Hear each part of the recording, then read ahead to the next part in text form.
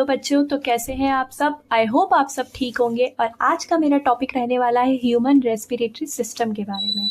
तो human respiratory system को mainly हम दो पार्ट्स में डिवाइड करते हैं। एक तो होता है रेस्पिरेटरी ट्रैक्ट, जिसमें हम एयर का पूरा ट्रैक पढ़ते हैं कि वो कैसे कहाँ से होते हुए लंग्स तक पहुँचती है, और दूसरा मेन पार्ट होता है लंग्स का। तो आज हम मेनली वही पढ़ेंगे, पूरा रेस्पिरेटरी ट्रैक को एक्सटर्नल नॉस्ट्रिल्स से लेके पूरे लंग्स की एल्वुलाई तक की स्टडी हम करेंगे कि हवा हमारे लंग्स तक, हमारी एल्वुलाइज तक कैसे पहुंचती है। हवा में मेनली क्या होता है? ऑक्सीजन। तो ऑक्सीजन कैसे पहुंचता है, मैंने उसके लिए आपके लिए डायग्राम और पाथवे पूरा तैयार कर रखा है। मैं डायग्राम और पाथवे दोनों के थ्रू आज आपको समझाने वाली हूँ। तो तैयार हो जाइए। और अगर आपको मेरी वीडियो पसंद आती है तो लाइक करने में आपका क्या जा रहा है, मतलब लाइक कर दीजिए, चैनल को सब्सक्राइब कर लीजिए, ताकि मैं और ये वीडियोस, ऐसी वीडियोस डालती रहूँ। और बाकी मेरे पास अगर हैंड रिटन नोट्स आपको चाहिए तो मेरे पास वो भी अवेलेबल है, मैं आपको वो भी प्रोवाइड कर सकती हूँ। आप मुझे कमेंट सेक्शन में ज़रूर कमेंट करिए। और चलिए शुरू करते हैं ह्यूमन रेस्पिरेटरी सिस्टम के बारे में। तो हमारे ह्यूमन रेस्पिरेटरी सिस्टम की शुरुआत होती है वन पेयर ऑफ नॉस्ट्रिल्स से। हमारे पास एक्सटर्नल नॉस्ट्रिल्स है, नोज है, और इसी one pair of external nostril या नोज होने की वजह से हमारी जो एक वर्ड उसे कहा जाता है डायराइनस कंडीशन, क्योंकि हमारे पास दो नाक के छेद हैं, एक्सटर्नल नॉस्ट्रिल का एक पेयर है, तो वो हो गया डायराइनस कंडीशन।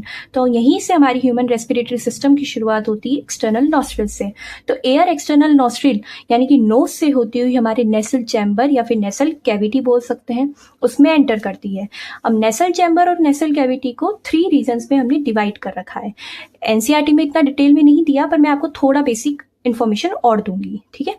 तो नेसल चैम्बर और नेसल कैविटी को 3 रीजन्स में डिवाइड करते हैं। पहला रीजन होता है वेस्टिबुलर रीजन।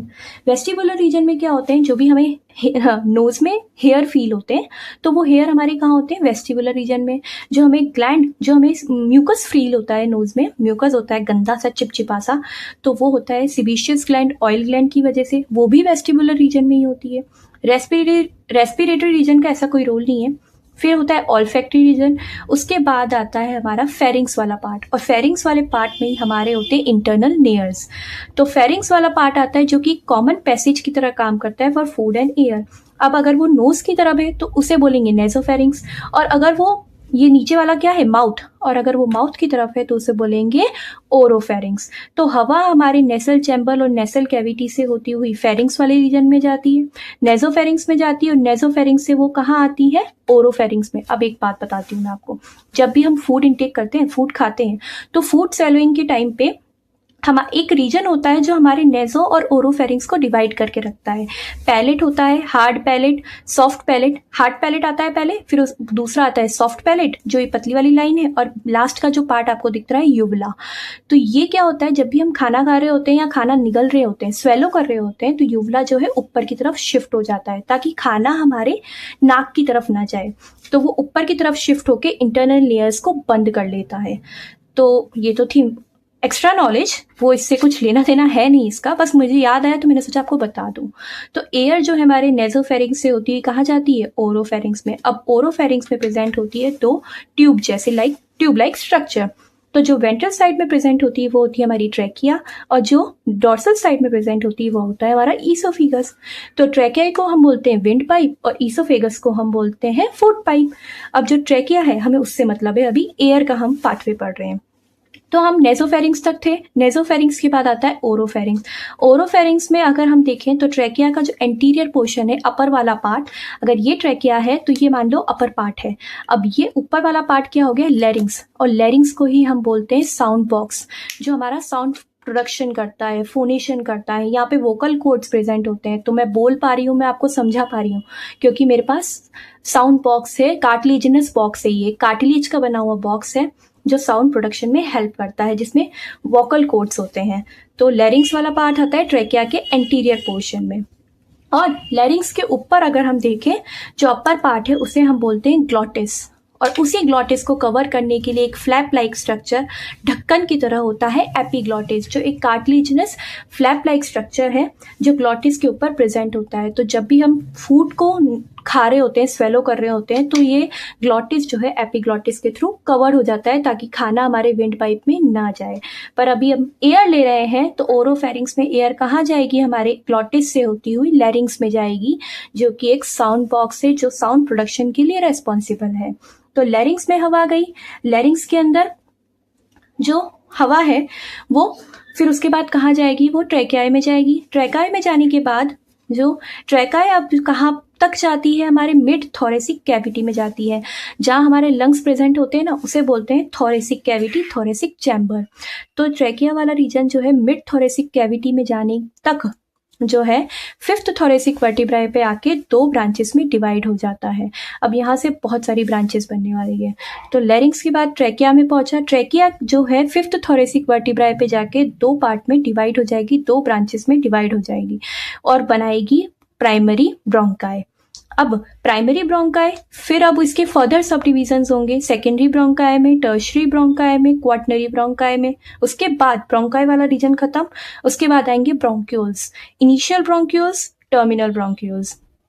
तो ये तो हुआ टर्मिनल ब्रोंक्यूल्स तक। अब टर्मिनल ब्रोंक्यूल के बाद आप ये छोटा वाला डायग्राम देखिए, टर्मिनल ब्रोंक्यूल के बाद आता है रेस्पिरेटरी ब्रोंक्यूल, फिर उसके बाद वो ओपन होता है एल्वियोलर डक्ट में, एल्वियोलर डक्ट ओपन होती है एल्वियोलर सैक में, और एल्वियोलर सैक लास्ट में ओपन होता है थिन इरेगुलर वॉल्ड जो है एक बैग लाइक स्ट्रक्चर एल्वियोलाई में, जो कि मेन स्ट्रक्चरल और फंक्शनल यूनिट है लंग्स का।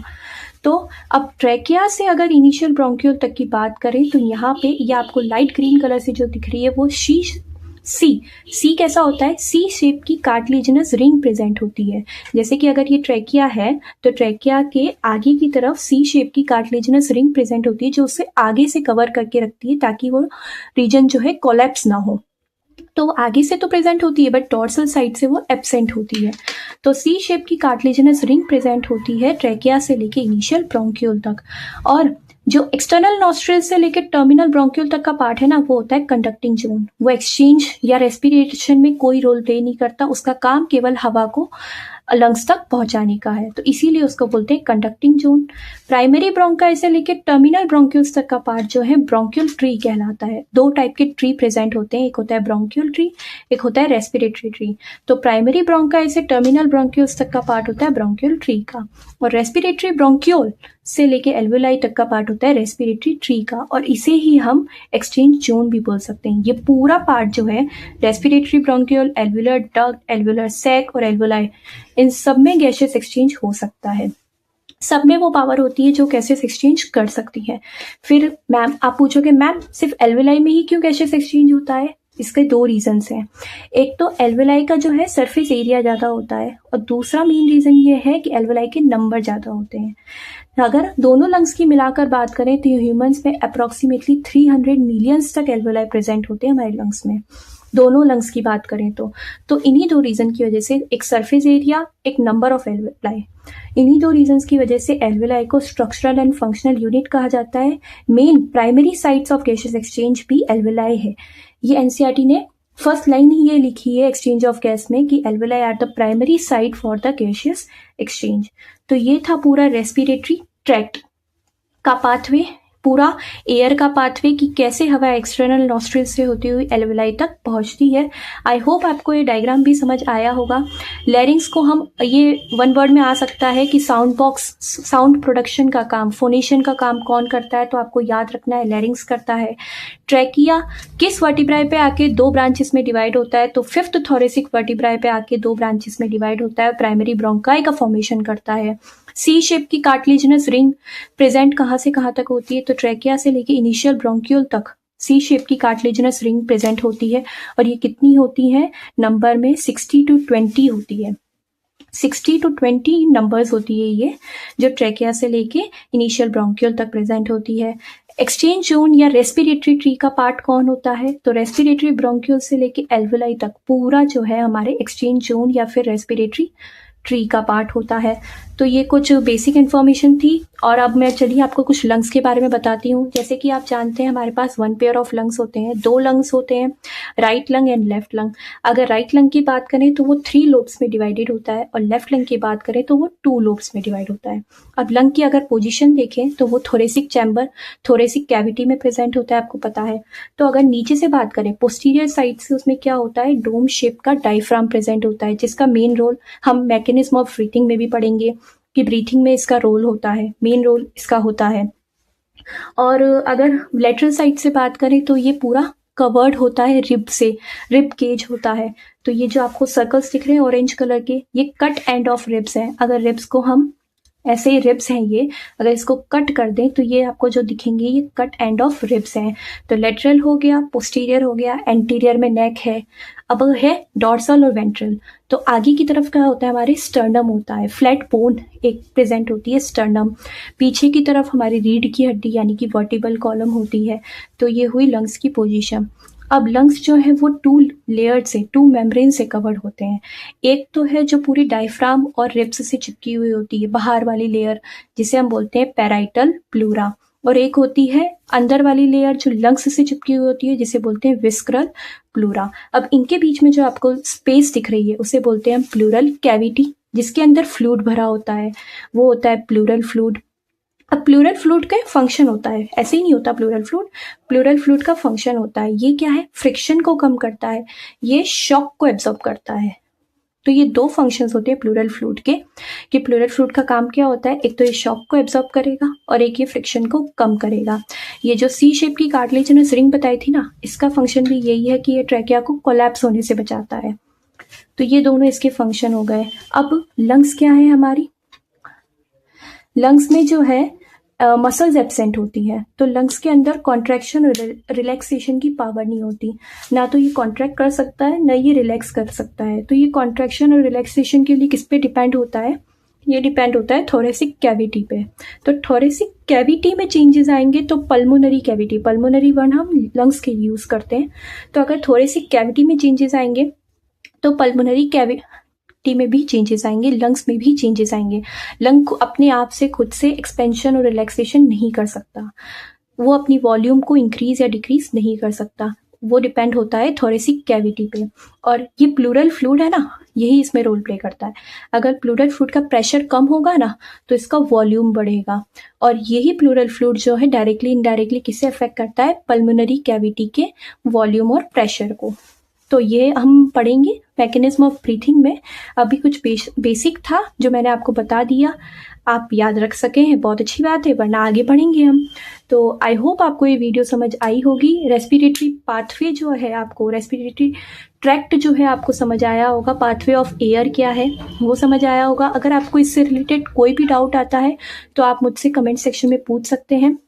और अगर मेरा पढ़ाना आपको पसंद आता है तो आप मेरी वीडियो को लाइक करिएगा, चैनल को सब्सक्राइब जरूर करिएगा और मेरी वीडियो को शेयर भी करिएगा। और मेरे पास इसके हैंड रिटन नोट्स भी अवेलेबल हैं, तो अगर आपको इस चैप्टर के हैंड रिटन नोट्स चाहिए तो मुझे कमेंट सेक्शन में बताइएगा, मैं आपको ज़रूर प्रोवाइड करूँगी। प्लीज़ आप कमेंट करिएगा इसके लिए। और thank you so much for watching.